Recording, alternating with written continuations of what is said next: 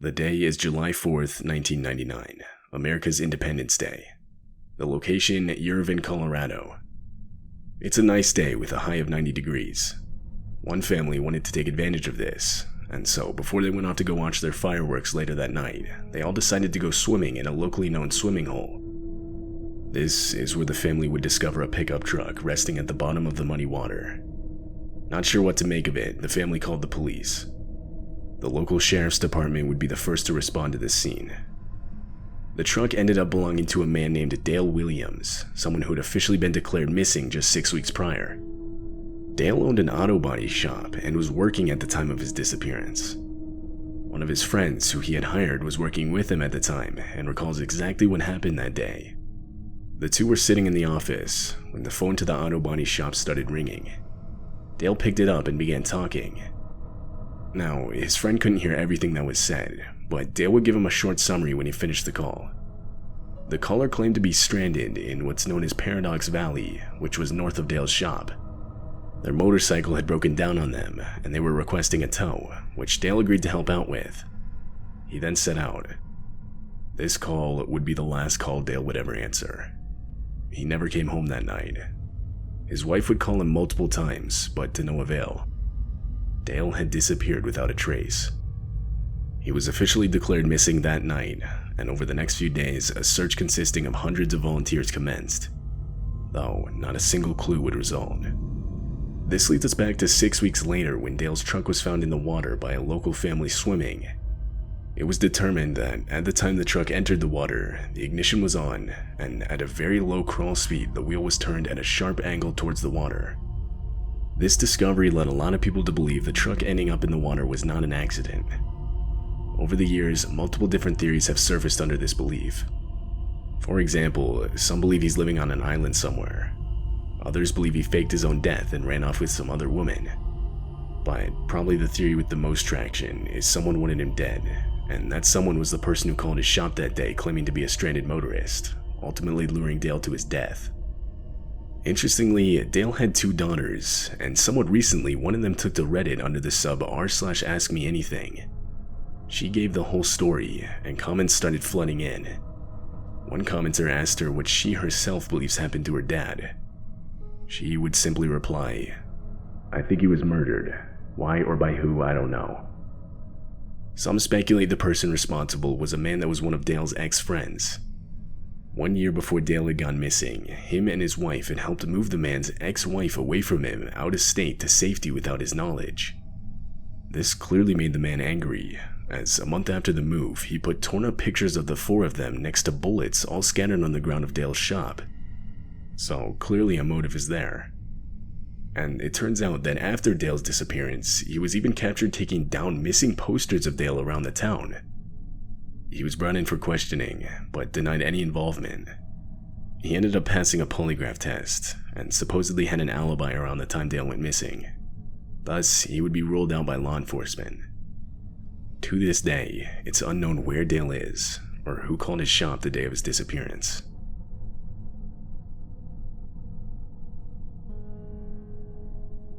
Back in 1991, a then 22-year-old named Angela Hammond was living in Clinton, Missouri.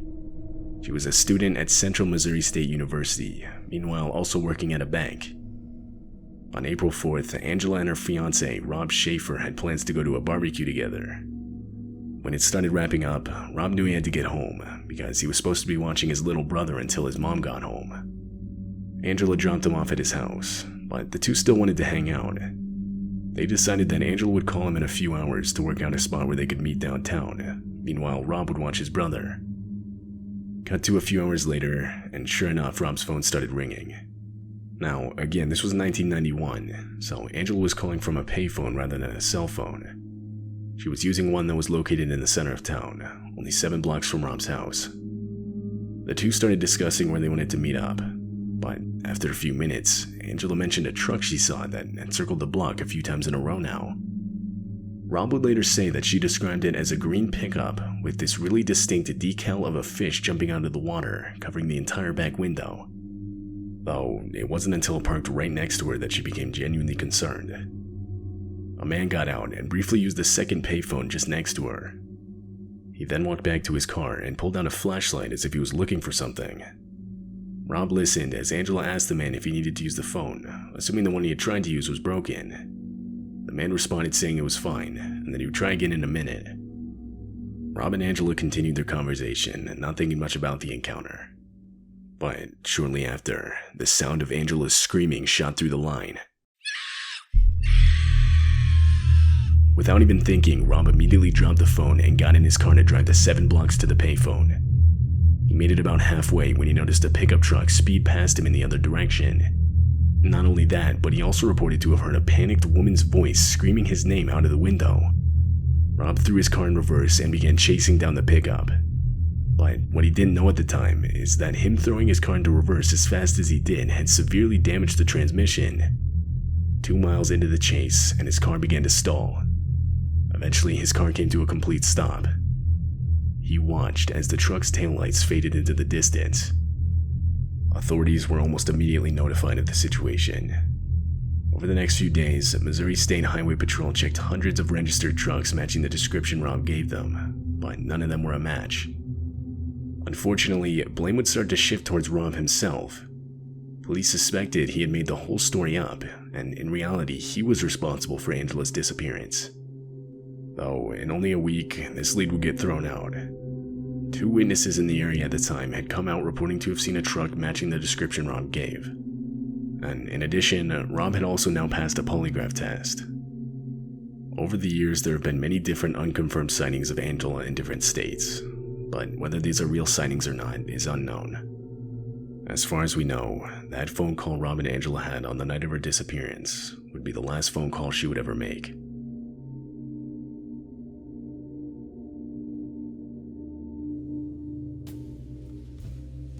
Because you can receive phone calls from pretty much anyone, it's not always easy to keep yourself protected. The same is true when it comes to safety online. That's why I've partnered with Private Internet Access, today's video sponsor. Private Internet Access is the world's most transparent VPN provider, boasting over 30 million downloads. Private Internet Access hides your IP address and reroutes your internet traffic through an encrypted tunnel. This way you're keeping your data secure from ISPs, network administrators, government censors, or even your mom. Plus, Private Internet Access works with all major streaming services. So, for example, if a show you want to watch is only available in a specific region, just connect to a different location using Private Internet Access and you're good to go. Private Internet Access operates under a strict no-logs policy that's been proven in court multiple times. What's more, it's available for all operating systems, and one subscription can protect up to 10 devices at the same time. So if you guys want to secure your digital life, Private Internet Access is offering a special deal. By clicking the link in the description below, you can get an 82% discount. That's just $2.11 a month with an additional 3 extra months free. Also, since you have a 30-day money-back guarantee and 24/7 customer support, everything is risk-free. Use the link in the description below to take advantage of this offer and sign up for Private Internet Access today. It's May 14, 2008. Brandon Swanson, a student at Minnesota West Community and Technical College, is out celebrating the end of spring semester with a few other students. Around 1 a.m., Brandon finally starts to head home, which was located in Marshall, Minnesota. He was currently in Canby, Minnesota, so it was about a 30-minute drive to his home. At some point during this drive, Brandon mistakenly swerves into a ditch on the side of the road. He was unhurt and there was no damage to his car, but he couldn't move it. It was stuck. He then gets out and manually attempts to free it by himself, but he can't. He calls some of his nearby friends, but none of them answer. This left him with no other option but to call his parents, and so he does. He explains his situation and tells them he's somewhere near the city of Lind. While staying on the line, his parents start driving there to pick him up. But when they arrive, Brandon and his car were nowhere to be found. After a while, Brandon began flashing his headlights, and his parents started to do the same, but still they couldn't see each other. Brandon told them that he could see city lights off in the distance, and believing they were from the city of Lind, he told his parents that he would just walk there and meet them at a well-known bar in the area. He got out of his car and started walking on gravel roads towards the city. Though, Brandon would eventually decide to cut through a field, believing that it would be faster than just staying on the road. Still on the phone with his parents, Brandon would note nearby fences and water while in the field. Then, at the 47-minute mark in the call, Brandon abruptly yelled out, "Oh shit," before the line went completely silent. His parents called out to him several times, but there was no response. They then ended the call and repeatedly tried to call him back, but once again there was no response.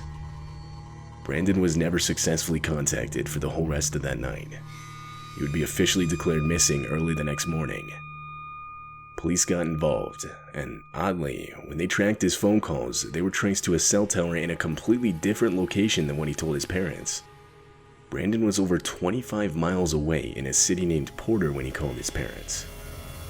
With this information, police searched the new area, and sure enough, they found Brandon's car stuck in a ditch. But Brandon himself was nowhere to be found. Police dogs were brought in to assist in the search. The dogs traced a scent straight to a nearby river, the Yellow Medicine River, which was at its highest point during this time of the year. Immediately, it was assumed Brandon had fallen into the river, but the scent had actually continued on towards a different gravel road where it finally stopped.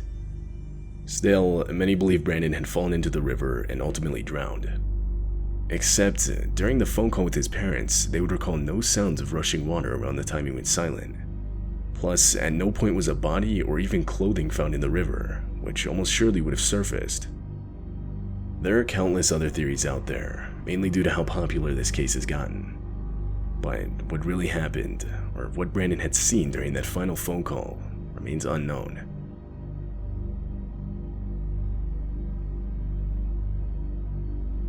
February 19, 1983, a 10-year-old, Joanne Pedersen, was spending the evening at a local mall with her 12-year-old sister and 14-year-old cousin. Her parents were out for the night, meaning the three would be left to walk the short distance home themselves. As they were doing so, Joanne and her sister would get into an argument. This led her sister and cousin to run ahead and lock Joanne out of the house as a sort of childish joke. But it was cold and raining that night. Crying, Joanne pounded on the door for some time, but soon just gave up.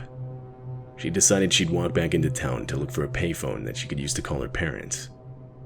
She started walking and eventually came across the phone just next to a convenience store. Joanne called her stepfather, who answered right away.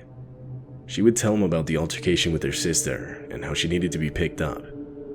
Joanne's stepfather assured her they'd come get her as soon as possible. To calm her down, he then handed the phone to her mother. But when Joanne's mother put the phone to her ear, all she could hear was scratching and rustling. Then there was a man's voice. He told her that if they didn't come to pick up their daughter in 30 minutes, he was going to call the police. The two arrived to the payphone around 15 to 20 minutes later, yet Joanne was nowhere to be seen. Her parents contacted the police and a search was commenced almost immediately. Everyone that entered that convenience store that night was interviewed. Some reported to have seen a car with a man and child driving off right past the store. Others reported to have actually seen the man talking on the payphone with Joanne, even giving a description of what he looked like. Though he was never identified. Who this man actually was remains a mystery.